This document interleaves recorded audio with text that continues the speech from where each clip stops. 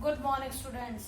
हम लोग 12th class की ज्योग्राफी का आज बेटा तुम लोगों को छठा चैप्टर समझाने का काम शुरू कर देंगे।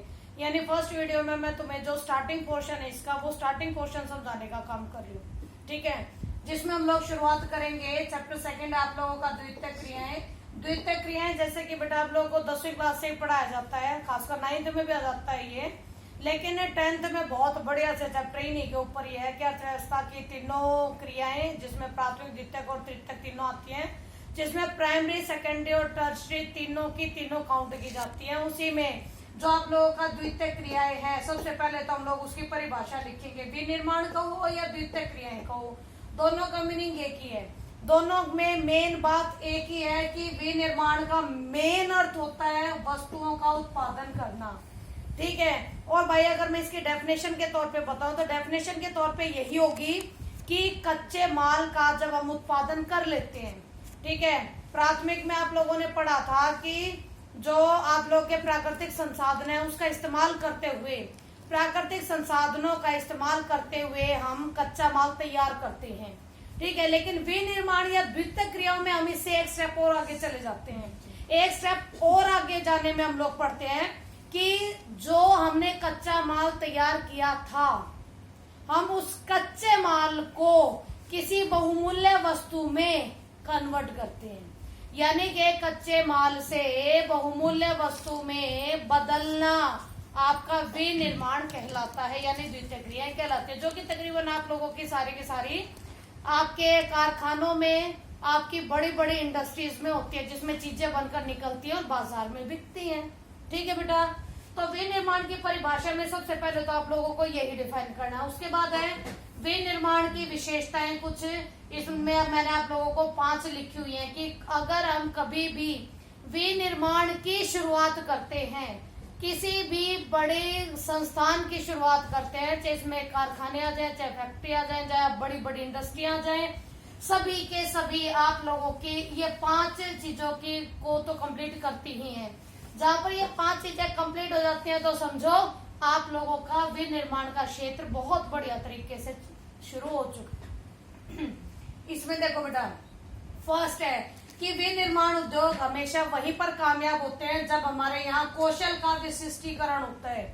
कौशल का विशिष्टीकरण यानी कि जब योग्यता के अनुसार किसी पर्टिकुलर चीज में योग्यता को लेकर हम लोग द्वितीयक क्रियाओं की या विनिर्माण क्षेत्र की शुरुआत करते हैं, ठीक है। आप लोगों ने वैसे भी सुना है कि आप लोगों के बहुत सारे अलग अलग कारखाने, उनमें एक कारखाने में सारे काम कभी नहीं होते, हर कारखाने में अपना अलग अलग काम होता है, ठीक है। तो वो है कौशल का विशिष्टीकरण, ठीक है। उत्पादन की विधियां, हर एक में जिस कारखाने में या जिस इंडस्ट्री में कोई दूसरा काम हो तो उसके अनुसार उसको काम करने की विधियां भी सारी अलग अलग होती हैं, ठीक है। तो कौशल का विशिष्टीकरण और उत्पादन की विधियां विनिर्माण की पहली विशेषता है। दूसरी विशेषता बेटा यंत्रीकरण है। यंत्रीकरण का मीनिंग होता है मशीन। यंत्रीकरण यानी कि मशीन जो आप लोगों के यहाँ आप पूरी तरीके से इस्तेमाल होती हैं इसी विनिर्माण के क्षेत्र में, क्योंकि केवल हम नहीं बेटा, केवल पश्चिम के देश नहीं बेटा, बल्कि वर्ल्ड का हर देश इस लायक हो चुका है कि वो मशीनों का इस्तेमाल करता है अपने अपने कारखानों में, अपनी अपनी इंडस्ट्रीज में, ठीक है। और इसके बाद यानी मशीनें होना बेहद जरूरी होता है विनिर्माण के लिए। तीसरा प्रौद्योगिकी नवाचार। देखो बेटा, प्रौद्योगिकी होता है टेक्नोलॉजी, नवाचार यानी कि नई प्रौद्योगिकी, ठीक है। जो नई प्रौद्योगिकी है वो विनिर्माण के लिए सबसे ज्यादा इम्पोर्टेंट है, क्योंकि हम घिसी पिटी जो आपके तौर तरीके चले आ रहे हैं उनको फॉलो करते हुए हमेशा के लिए एक ही तरह से उत्पादन कभी नहीं कर सकते। जैसे जैसे टाइम बदलता जाता है वैसे वैसे हमारी ये तरीके, हमारी विधियां, हमारे हर चीज में प्रौद्योगिकी को लेकर, मशीनों को लेकर, संचार माध्यम को लेकर, इन सब को लेकर कुछ नवाचार आता रहता है, कुछ नई टेक्नोलॉजी जन्म लेती रहती है, जिसको लगातार विनिर्माण के क्षेत्र में बार बार इस्तेमाल किया जाता है, ठीक है।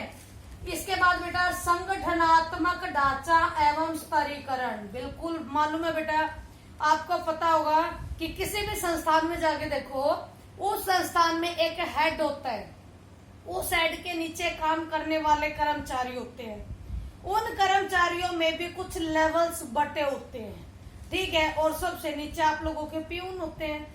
यानी कि वो संस्थान चल रहा है, क्यों? क्योंकि प्रॉपर स्तरीकरण है, सबको अलग अलग उनके लेवल के हिसाब का काम बांटा हुआ है, और सब जब अपने अपने लेवल का काम करते हुए चलते हैं तो वो संस्थान पूरा ग्रोअप करता है। तो हरेक विनिर्माण क्षेत्र के लिए स्तरीकरण या संगठनात्मक ढांचा इस्तेमाल होना बेहद जरूरी है, ठीक है। इसके बाद बेटा अनियमित भौगोलिक वितरण। ये भौगोलिक वितरण के लिए भाई थोड़ी सी हम लोग प्रॉब्लम कहते हैं इसको। अनियमित शब्द, भौगोलिक वितरण तो यही है कि अगर हमने कोई भी विनिर्माण का काम शुरू किया, कोई भी, सबसे पहली बात हवा में तो करेंगे नहीं, करेंगे तो जमीन पे ही करेंगे। लेकिन कई बार हमारे यहाँ ऐसा होता है, हमारे यानी पूरे वर्ल्ड में कुछ ऐसी बातें भी हैं कि जिसमें आप लोगों की जमीन बेहद ज्यादा कवर कर रखी है, लेकिन उसमें लोग काफी कम काम कर रहे हैं, यानी इतने बड़े लेवल पर काम चल रहे हैं, एक के बाद एक खूब काम चल रहे हैं, लेकिन बेटा जमीन ज्यादा है, आदमी कम है, आदमी कम काम कर रहे हैं। कई जगह ऐसा भी है, ऊपर नीचे उससे ऊपर कई सारे फ्लोर पे लगातार काम चल रहा है, और उसमें काम करने वाले लोगों की संख्याएं काफी ज्यादा है, ठीक है। तो भौगोलिक वितरण तो है ही, और बहुत सारी जगह ये अनियमित तो होता ही है, ठीक है। कई जगह काफी भीड़ भाड़ वाले हिस्से बन रहे हैं, कहीं पर आपके खुले हुए हिस्से बन रहे हैं। कई बार तो ऐसा होता है कि जिस हिसाब से जमीन को ले रखा उन्होंने अपना उद्योग चलाने के लिए, अगर उस हिसाब से कर्मचारी भी डाल लिया जाए तो बहुतों का पेट भरे, लेकिन ऐसा नहीं होता है। बहुत सारी जगह जमीन बहुत ज्यादा ले ली जाती है और उसमें काम करने वालों की संख्या थोड़ी कम रह जाती है, तो इसको हम अनियमित शब्द जोड़ देते हैं इसके आगे, ओके। तो बेटा विनिर्माण की विशेषताओं में 5 विशेषताएं आपकी कंप्लीट होगी है। अब सबसे इंटरेस्टिंग मैं कहती हूँ कि ये वाला टॉपिक है, मैं बच्चे को सोते भी याद करा सकती हूँ, क्योंकि है इतना इजी, ये आप लोगों को सुनते ही याद हो जाएगा। देखिए मेरा मेन टॉपिक है उद्योगों की अस्थिति को प्रभावित करने वाले कारक, यानी अस्थिति, यानी उद्योगों को लगाने के लिए, स्थापित करने के लिए कौन कौन से चीजें हमें चाहिए, कारक यानी कौन कौन सी चीजें जो उसको प्रभावित करते हैं किसी भी इलाके में उद्योग धंधा चलाने के लिए, ठीक है। अब मैं बुक के हिसाब से चलूं तो ये वाले पोर्शन आएंगे, इनको पहले डिफाइन कर देती हूँ, फिर मैं अपना फंडा बताऊंगी कि कैसे याद रहे होगा तुम्हें। देखिए भाई, बुक के अकॉर्डिंग सबसे पहले बाजार तक अभिगम्यता। अभिगम्यता शब्द तकरीबन तुम्हें सारी जगह नजर आएगा। अभिगम्यता शब्द का मीनिंग होता है बेटा पहुंच, ठीक है। अभिगम्यता शब्द का मीनिंग होता है पहुंच, यानी बाजार तक पहुंच। उद्योग अगर स्थापित किए जा रहे हैं तो उनकी पहुंच बाजारों तक होनी 100% जरूरी है। अगर उनकी पहुंच बाजारों तक हो जाती है, अगर उनकी पहुंच बाजारों तक हो जाती है तो भाई बल्ले बल्ले हैं, चल रहे हैं कारखाने, चल रहे हैं हमारी बड़ी बड़ी इंडस्ट्रियां। क्यों? सामान बन रहा है तो मार्केट में बिक रहा है, मार्केट में लगातार मांग है, तो भाई हमारी तो खूब बढ़िया चांदी हो रही है। तो सबसे पहली शर्त इसमें ये बाजारों की अभिगम्यता को रखता है। दूसरी शर्त कच्चे माल की प्राप्ति तक अभिगम्यता। भाई कच्चा माल होगा तभी तो मशीनों में काम शुरू होगा, ठीक है। अब बाई चांस काम शुरू करने वाले हैं, कच्चा माल नहीं है, तो वो बनाएंगे क्या? अगर कोई चीज निर्मित करनी है तो जरूरी है कि कच्चा माल तो हो ही, कच्चा माल होगा तो चीजें बनेंगी। कच्चा माल नहीं होगा तो भाई हम भी खाली और कर्मचारी भी सारे खाली, ठीक है। तो कच्चे माल तक अभिगम्यता बेहद जरूरी है। तीसरा श्रम आपूर्ति की अभिगम्यता है बेटा। मशीनें होगी, कच्चा माल हो गया, लेकिन श्रमिक नहीं है तो फायदा क्या होगा? क्यों? क्योंकि वही श्रमिक होंगे जो कच्चे माल का इस्तेमाल करेंगे, उसे मशीनों में डालकर किसी और रूप में कन्वर्ट करके निकाल लेंगे। बिना आदमी के तो मशीनें भी नहीं चलेंगी। ठीक है, तो श्रमिकों का होना बेहद जरूरी होता है। ठीक है, और वो सस्ते श्रमिक हो जाए तो सोने पे सुहागा हो जाता है। जो आप लोगों का हेड है उस इंडस्ट्री का, उसकी तो बल्ले बल्ले है, उसको देना कम पड़ रहा है, प्रॉफिट ज्यादा कमा रहा है। ठीक है, इसके बाद है तुम्हारा शक्ति के साधनों तक। अभी के मतलब बेटा शक्ति के साधन तुम्हारा पानी है, तुम्हारी बिजली है, इनके बिना कभी भी कोई इंडस्ट्री काम नहीं कर सकती। ठीक है, इसीलिए इन दोनों की आपूर्ति होगी तभी आपकी इंडस्ट्रियां बेहद अच्छे तरीके से काम कर पाएंगी। इसके बाद परिवहन और संचार की सुविधाएं बिल्कुल है भाई। कच्चे माल को उठाकर इंडस्ट्री तक लेके आना, वहां से तैयार माल को उठाकर बाजार तक लेके जाना, दोनों में आने जाने में जो यूज हो रहा है वो आपका परिवहन ही है। ठीक है, तो परिवहन इसकी काफी बड़ी शर्त है। इसके अलावा संचार बेहद जरूरी है भाई। संचार यानी कि कम्युनिकेशन सिस्टम स्ट्रोंग है तभी तो हमें पता लग रहा है कहाँ कौन सी चीज की मांग ज्यादा है, हम अपनी कौन सी चीज को कहाँ पर ज्यादा इन्वेस्ट कर सकते हैं, हम कच्चा माल कहाँ से ज्यादा सस्ती दर पर उठाकर अपने यहाँ ला सकते हैं। तो संचार और परिवहन ये तो दो शर्तें बहुत इंपॉर्टेंट है। ठीक है, इसके बाद बेटा तुम्हारा सरकारी नीतियां 100% बेहद बढ़िया। सरकारी नीतियां आज के टाइम की सबसे ज्यादा इम्पोर्टेंट, क्योंकि सिंपल भी अगर हम कोई इंडस्ट्री शुरू करते हैं तो सबसे पहले सरकारी नीतियों को पूरा करते हैं। अगर हमारी सरकारी नीतियों के अकॉर्डिंग काम नहीं है तो भाई सरकार तो कल आएगा उस पर ताला मार के सील डाल के चलती बनेगी, उनका कुछ नहीं जाएगा, हमारी इंडस्ट्री ठप। ठीक है, इसीलिए अगर कोई भी इंडस्ट्री शुरू करनी है तो सबसे पहले सरकारी नीतियों के अकॉर्डिंग उसे स्थापित करना पड़ेगा।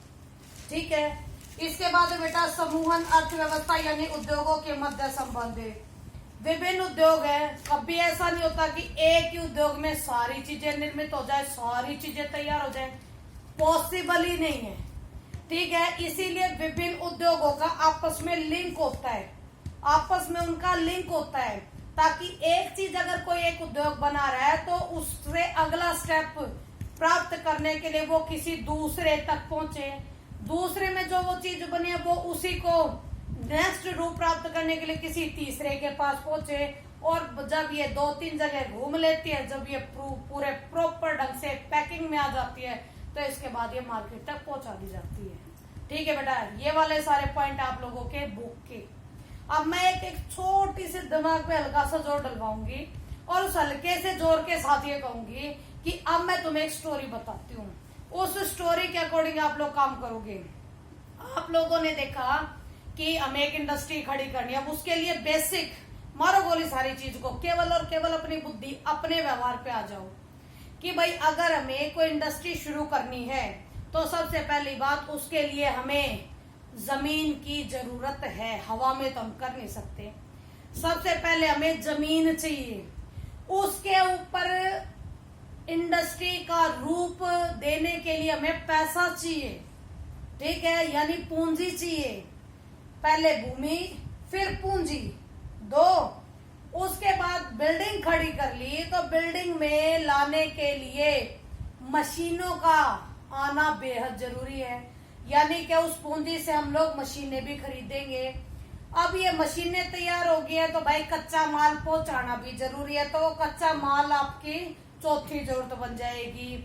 अब उस कच्चे माल को तैयार माल में कौन कन्वर्ट करेगा, तो सस्ता श्रमिक, तो सस्ते श्रमिक की उपलब्धता ये हमारे 5वां टॉपिक हो जाएगा। अब जब हमें श्रमिक भी आ गया, कच्चा माल भी हो गया, हम लोगों ने इंडस्ट्री भी खड़ी कर ली, तो शक्ति के साधन बिजली और पानी होगी तो हमको आसानी से चला लेंगे और उसे दूसरी चीजों के रूप में कन्वर्ट कर देंगे। इसके बाद भाई हमें परिवहन चाहिए कच्चा माल लाने के लिए और बना बनाया माल मार्केट पहुंचाने के लिए, तो हमें संचार और प्रौद्योगिकी भी चाहिए।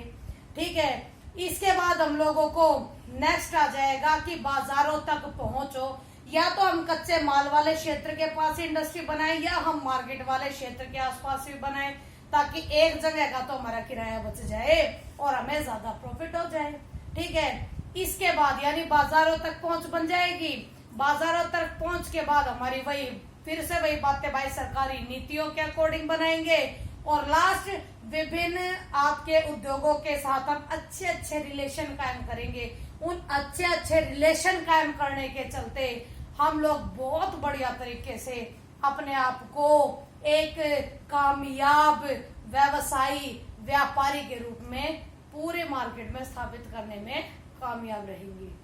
आई होप बेटा आप लोगों को ये वीडियो काफी अच्छे से समझ में आई होगी, लेकिन फिर भी मैं थोड़ा सा साइड हो जाती हूँ और आप लोगों को यार 10 के 10 पॉइंट दिखा रही हूँ। बेटा ध्यान से देखिएगा, इन 10 पॉइंटों में आपकी वो स्टोरी कंप्लीट हो रही है जो मैंने आप लोगों को अभी अभी सुनाई है। ठीक है, तो आप लोग इस 10 के 10 पॉइंट को पढ़ो बेटा, और मेरे हिसाब से मैंने अपना 100% दिया है। नेक्स्ट वीडियो में इसी को हम लोग आगे पढ़ने का काम करेंगे। Thank you very much.